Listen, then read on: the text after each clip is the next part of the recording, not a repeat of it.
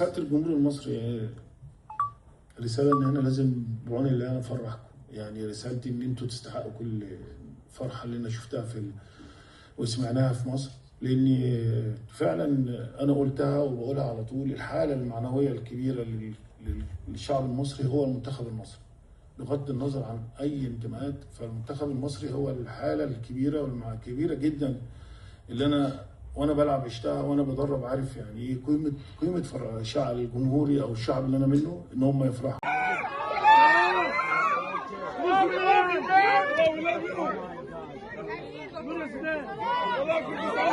خلاص